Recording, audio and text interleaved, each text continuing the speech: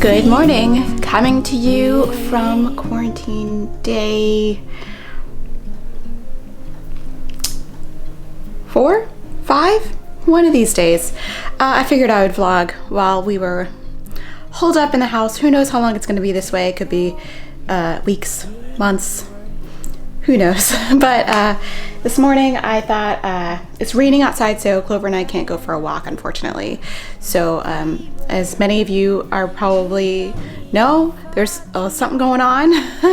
And my husband is working from home. He's in the office in a meeting. I have a meeting with my therapist in about 15 minutes. It's a telemeeting, so that's be the second telemeeting I've had. I had a telemeeting yesterday, a business meeting, which this is the new normal. I don't hate it, but it's definitely very weird. I'm a homebody, so this is fine for me.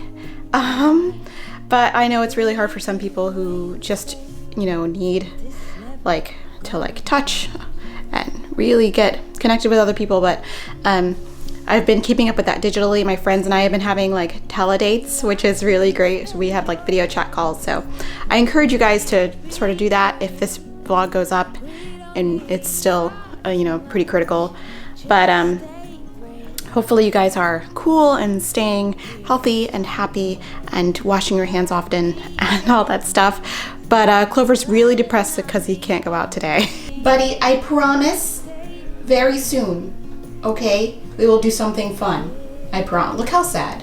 I washed my hair this morning, so it's looking kind of, I think I'm gonna put it up in because this is hot. I'm gonna put it up in a poof or something, and then get ready for my teletherapy session. So fun times. So I just had my teletherapy session, which was great. And now for brunch, I guess I'm having a toaster strudel because we need comfort food at these times. So toaster strudel is happening. So while I continue to sort of go through my kitchen projects, I just wanted to do a quick one today, so that I could get good momentum going, so that I could finish other projects, because sometimes you just need a little bit of momentum going from something that's a little bit easier to push you to get to that harder project. So today we're going to address what I'm referring to as the tea and coffee cabinet. I just need one cabinet in my kitchen dedicated to tea and coffee because it's part of my everyday routine. And I sort of put it together, kind of, but it's not as neat and beautiful as I'd like it to be. So we'll take a look at that today. I've got a couple of water hyacinth bins here that I might use for this project. I just love the way that these look. I love that they're a natural material. I love that they have a handle, and you can put a little label if you want. I don't really have access to a store where I can buy those today, but I can order some online if I feel like I need to. So here is the drink station, I guess. Maybe I should make some room for the SodaStream stuff. That might be a good idea. So SodaStream is not something that I use. I don't really drink carbonated beverages, but my husband is the SodaStream guy. So here is the tea and coffee and hopefully SodaStream cabinet. So I do have all of our mugs here and the tea and coffee containers, and then extra tea and coffee stuff, and the stuff we don't use at the very top, the very, very rarely used stuff. Well, it's supposed to be. So I think maybe I'll do some adjustments to the shelves, and because I don't think I'm using very much height on that second shelf there, so maybe I'll move the top one down, and that way maybe I can put some SodaStream stuff up there. And Clover's playing with a brand new toy that he got.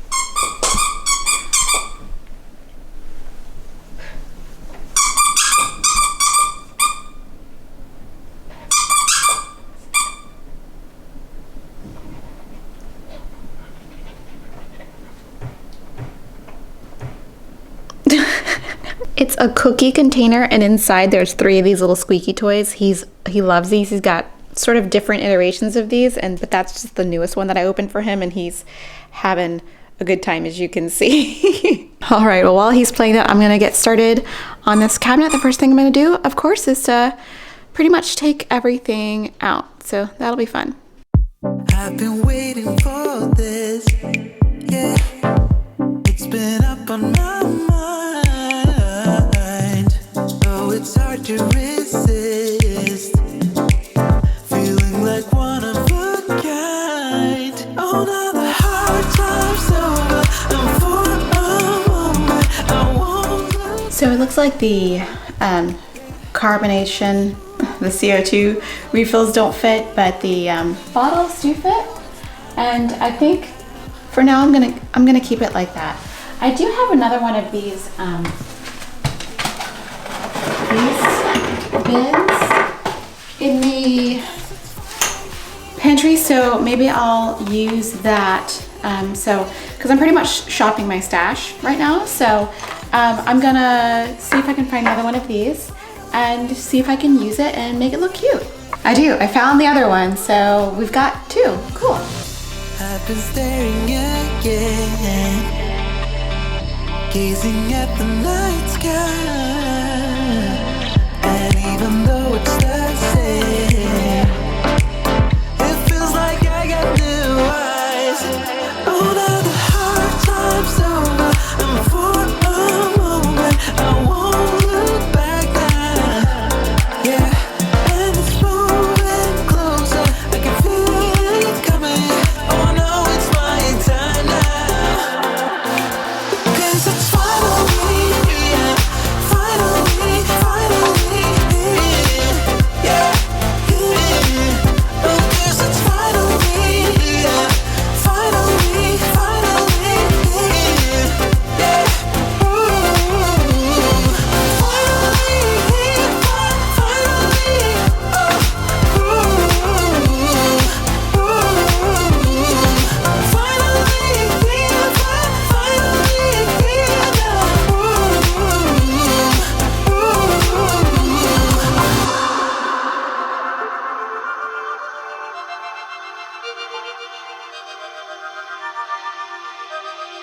now when I look back, it's like it's another game that I'm playing. I sought to reach the sky, even though it took a while. I know that I can rest now. I am all done. I'm not sure if I did enough to make a real significant change for you guys, but for me it's a lot more organized and I can find what I need now and it looks cuter. I managed to use both of the water hyacinth bins, but not this one. I think they call this Marche bin from Container Store, but I did use one, and I'll take you on a little tour of my new coffee and tea accessory closet. Closet? No, this is a cabinet. Oh my goodness. So of course on the first row here we've got the very important vessels for caffeine and that's all of our mugs. So that's the extent of our mug collection. I used to have a lot more, but I got rid of a bunch at my last apartment, and so now we only have a few. I do use these every day, and each one of these means something sort of special to me, so I really appreciate the fact that we only have a few now compared to the number that we had before. And the next to it, I kept the shelf basically the same. I just wanted to make sure I filled this up. This is the K-cup container and the tea container for bagged teas. We have bagged teas and loose teas, so the bagged tea lives here, loose tea lives here. So this is basically the tea shelf. And as you guys can see, I am a fan of Adagio tea. I don't know if any of you guys are familiar with Adagio tea, but they are an online tea website and they sell a delicious tea for a really good price, and they're very good customer service, fast shipping. So I have some samples here that I have to go through. Darjeeling, Thai chai, masala chai, pear oolong, chestnut, which sounds weird, but this is a very delicious tea, and strawberry. But these are all black teas, I guess, for the, yeah. And then back here I have 2 Earl Greys. I have Earl Grey Moonlight and Earl Grey Lavender. They make a very good Earl Grey called Earl Grey Bravo, which is the best Earl Grey on the market in my opinion. It smells like Fruit Loops and tastes really, really good. I think you can see the little, I forgot what the blue flowers that are in here are, but the tea is very pretty and it's got little citrus pieces, bergamot in there. It's just a great tea. I just smelled it and it smells like Fruit Loops. I love it. And I also have a Tea Pigs one. I think this is a licorice and peppermint. I think that's an herbal. So I've got everything that doesn't stack well in a little bin, and that's basically my general rule for little containers and bins, is that they're great for things that don't stack well, like they're not boxes or little, stackable containers. So back here, I've just got some more tea. I forget what these are. I think one of these is like a rose tea, and then an Earl Grey back here, and then this is the Earl Grey Bravo. This is all of my tea and coffee accessories. So like the bags, anything I need for tea and coffee is in here. I took out some of the ones and things I wasn't using and I just didn't need, so now it's down to the very few things I need. These are basically all diffusers. Diffusers? Is that what tea diffuser? Infuser. Oh my gosh, they're all infusers, not diffusers. They're all infusers, and I just put the rest of my K-cups back there. I was struggling to find a place for them, but I just stuck them back there. I will drink them eventually, but that works for now. And this is the actual coffee and coffee accessories are in this bin, because again, these things do not stack well, so they work best in a bin. I managed to get the Soda Streams things up there, but not the actual CO2. And then I have sort of the rest of everything. Like I've got the coffee grinder, the tea that doesn't get used a lot, the coffee that doesn't get used a lot, and the French press back there, and the teapot and everything. Those things get used on occasion, but really not a lot. So I put all the stuff I didn't use very much at the top, so I don't have to, I need a ladder to access it, but it's still close enough where I can maybe grab this from the ground. But that is the new tea and coffee cabinet, of course, right close to the Keurig and the Soda Stream. The best way to preserve your tea and coffee and to keep that stuff fresh is just basically to keep it in a cool, dry place out of the light. So especially your tea, you don't want to expose too much to the light. So I appreciate the fact that a lot of my tea containers are opaque and you can't see inside, because the light can really damage, well, not damage your tea, but make it age faster. There are a few people that put their coffee in the refrigerator or the freezer. I personally don't think that's necessary. I know that my parents do that. Basically, you want to make sure that your coffee and tea are away from the light so that they stay fresh as long as possible. So keeping them all in one place where you do your drinking, coffee making is probably the most ideal. So I always say I want to keep things where you use them, and that is what we have done. Okay, it is really looking very rainy and gross outside, but I have to run a small errand at like 1:30, so I'm hoping that it won't be too bad and that we can get it done pretty quickly so that I can come back and play some video games. That's really all I want to do. Oh, and quick haul. I got this whale wine bottle holder from Anthropologie. Take a look. This thing was way too expensive for what it was.